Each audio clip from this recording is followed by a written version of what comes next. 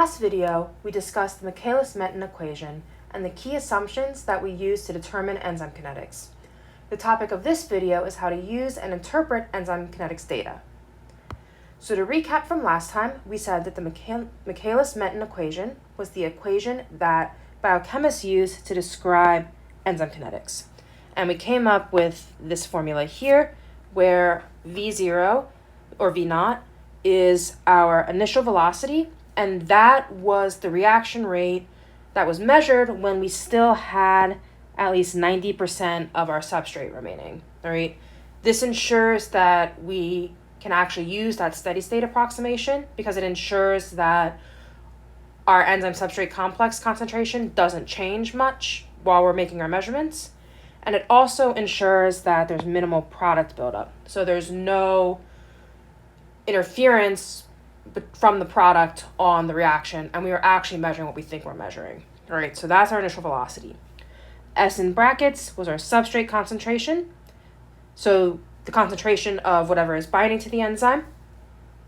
Our Km is our Michaelis constant, and that was just a constant that we used to store a bunch of other constants. So it looked like this. And we'll talk about how to interpret this on a later slide. All right, so that's Km. And then we said that Vmax was our maximum possible velocity or reaction rate, and that this was achieved when all enzymes formed the enzyme substrate complex. All right, so all enzymes were bound to substrate. Okay. So let's talk about how to interpret the equation and use the data, starting with our Vmax. So as we said, Vmax is the maximum reaction velocity or rate, and this is achieved when all enzyme is bound to substrate. And this is because the actual reaction step, so the actual chemistry that's occurring, is very quick, and it occurs with the same speed in each individual enzyme.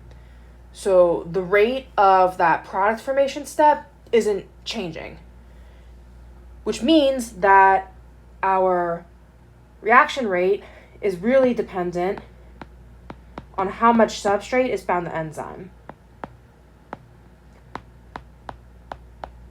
So our reaction rate depends on how much substrate is bound to enzyme. And this is because the chemistry is very fast. All right. So another way of saying that the reaction rate depends on how much substrate is bound is that it depends on the amount of enzyme substrate complex present. Because we're measuring product formation, this is what forms the product. That's our reactant in that reaction. So this is what's affecting the rate. Right? So this means that the reaction is going to occur at its fastest rate when all enzymes are bound to substrate. And it also means that Vmax depends on the concentration of enzyme.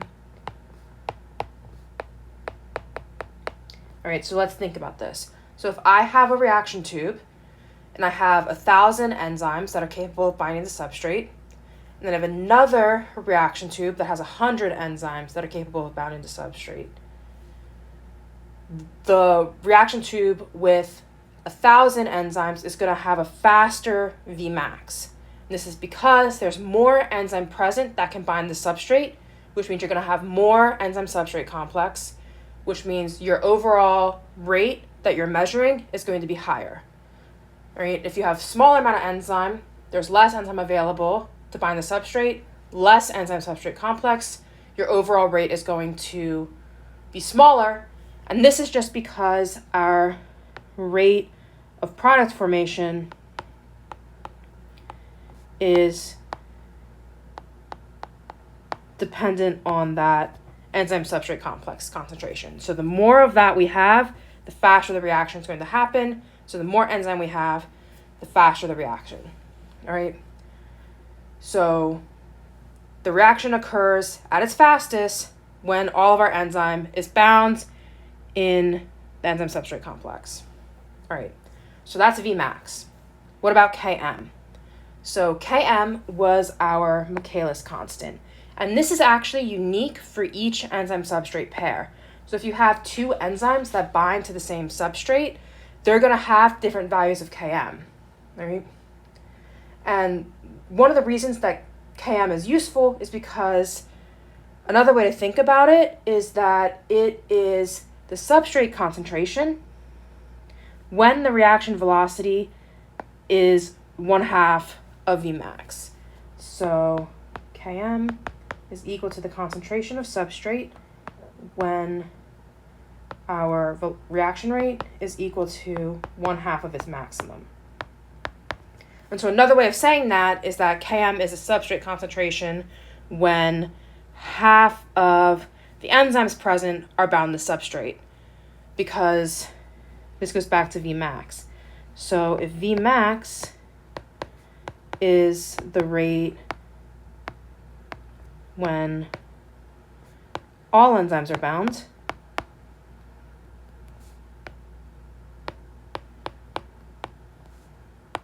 then 1/2 Vmax would occur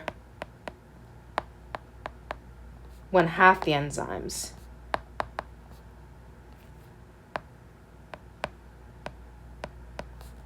are bound. So the Km tells us when half of our enzymes are bound to substrate.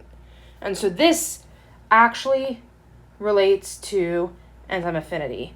So this can tell us how strong the intermolecular forces are holding the substrate to the enzyme. Right?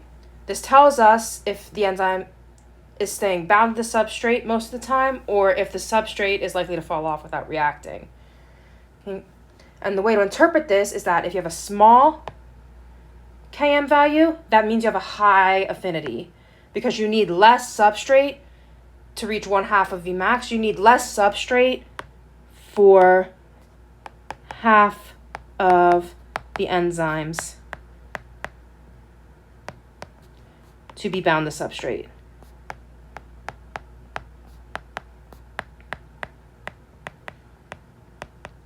So that means that if you have a small value, you're probably staying bound a lot more tightly in order to achieve your 1/2 of enzymes being bound to substrate, right? If you had weak interactions, substrate would collide with enzyme, it would fall off. You would need a lot more collisions to happen in order to have one where it sticks and the reaction happens. So you'd need a high concentration of your substrate to make that happen. So if you have a small Km, you don't need a lot of your substrate to make half of your enzymes stay bound, so you have a high affinity. All right? So that's Vmax and Km. But there's also two other pieces of information that we can get from this equation. And those are catalytic rate and catalytic efficiency. So let's talk about catalytic rate. This is also called kcat, all right? And this reports on the speed at which products are forming from the enzyme substrate complex. And so the formula for this is that kcat is equal to the Vmax over the total enzyme concentration.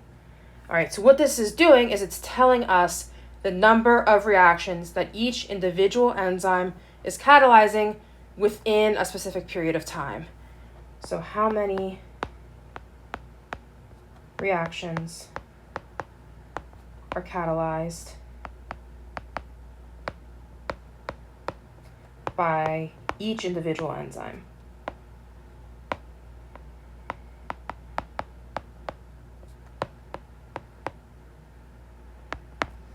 All right. And so because of this, it's also called, you'll see this called the turnover number. Because it's telling us how many times does that enzyme turn over. How many times does a substrate bind, reaction occur, and products be released. all right? So how many times does that enzyme turn over, right? And this value can actually vary quite a bit between enzymes. Some have very high kcats, some have less impressive kcats. So that's kcat. So that is related to the speed of the chemical step. So like once substrate binds, how fast does that conversion to product occur? Catalytic efficiency puts Km and Kcat together to describe the overall efficiency of an enzyme. So efficiency is going to be your Kcat over your Km. So your Kcat, that is speed, right? That's telling you how fast the reaction occurs. And your Km is bringing in that affinity piece. So that's will the substrate stay bound. All right, and so this tells you, this is a really good measure of overall efficiency because it accounts for both pieces. So you could have a really slow enzyme that binds to a substrate very, very tightly, all right, and that'll have some efficiency that will be on the lower end. But you could also have a low efficiency if you have a really fast enzyme, but it doesn't bind very strongly to its substrate. All right, so this accounts for both possible contributions to why an enzyme might not be catalyzing very efficiently, right? And it actually turns out that for most enzymes, the reaction piece is very fast. So reaction is very fast. So the conversion of enzyme substrate complex to products is very fast. And what this means is that the rate limiting step is actually that enzyme substrate complex formation. The rate is determined by how quickly the enzyme and substrate collide. So most of the time, if a collision occurs, there's going to be a reaction, right? So that is how to think about catalytic efficiency of enzymes, right? So that's how to interpret the data. Now let's think about how we would do this in the lab. So in the lab, what we would do is we would measure initial velocities for an enzyme at different concentrations of substrate. So you can imagine if you have more substrate when you start, more enzyme is going to be bound very quickly, so your initial rate's going to go up. So that's kind of the idea here. So we start with lower concentration and we build up to high concentration. And what we do once we have those data is we plot the initial velocity on Y and the substrate concentration on X, right? And you'll notice that this graph has a very specific curve shape where it seems to start to level off at a certain point. This leveling off point is your Vmax, right? But we never quite get there. Like you can see that there's still some space. It's very hard to get an accurate measure of Vmax this way. On Monday, I'll show you a better way to get Vmax, right? So graph levels off at Vmax. You can also, from this graph, find Km, because Km is that concentration of substrate where your initial velocity is equal to 1/2 of your Vmax, right? So that's the data that we get, right? Now let's try a couple of practice questions. So here, we're looking at two versions of that exact same graph that I just showed you. And the question is asking us, so these two enzymes are catalyzing the same reaction and they're exhibiting the initial velocity versus S curves. So that's these shown below. So these are just Michaelis-Menten plots of each of these enzymes and how they are converting substrate to product. And so it's asking us which enzyme is more efficient at low S and which one is more efficient at high substrate concentration. So let's look at this. So the way to do this is so let's just kind of divide this down the middle. All right, and so here we got low concentration of substrate. Here we have high concentration of substrate. And what you want to do is you want to look for whichever curve has the higher initial rate. So we're looking for higher initial rate, or V0. Right? So in this case, at low substrate concentration, we can just pick a point, any point really, and we see that at low substrate concentration, enzyme Y has the higher initial rate, so enzyme Y is more efficient at low substrate concentrations. Now we can look at high substrate concentrations. So now we're looking at this side of the graph. So again, we're doing the same thing. We're looking for that higher initial rate. And so when we look at the high substrate concentration side of the graph, we see that enzyme X is always higher than enzyme Y. So at high substrate concentration, enzyme X is always going to be more efficient. So more efficient at high substrate concentration. All right, so enzyme Y is more efficient at low substrate concentration. Enzyme X is more efficient at high substrate concentration. And we found that by looking for which enzyme had the higher initial rate under both of those conditions. So let's try a different type of question. So now we're being asked to look at this graph and figure out which reaction has a higher affinity for substrate. So now we need to think about how we can get affinity from a Michaelis-Menten plot. So let's start by finding Vmax. All right, so here's Vmax for our enzyme Y, and our Vmax for our enzyme X is about there, more or less. All right, and so we know that our affinity comes from our Km, and that our Km is equal to the substrate concentration when V0 is equal to 1/2 of our Vmax. So we need to figure out which enzyme hits that 1/2 Vmax point at lower concentration. All right, so which enzyme reaches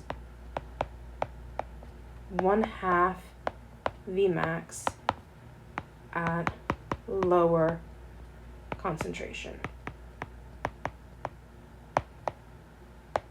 Because if you can reach 1/2 Vmax at a low concentration, that means you need less of your substrate to have half of your enzymes bound. All right, so let's look at this graph. So I would say that for enzyme Y, our 1/2 point is about there. So let's say that is Km for enzyme Y. Then if we look at enzyme X, I'd say our 1/2 point is about here. So then this would be our Km for enzyme X. This is Km for enzyme Y.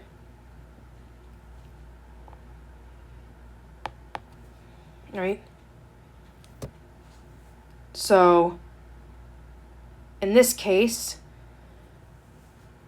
Km for enzyme Y is lower than the Km for enzyme X. So we can say that enzyme Y has the higher affinity because it has lower Km. All right? So that's how to interpret the data, what laboratory enzyme kinetics data looks like, and how we think about it. So on Monday, we're going to be looking at Lineweaver-Burke plots, which is a useful way to determine Km and Vmax, and it also allows us to look at how inhibitors affect enzyme kinetics very easily. Right?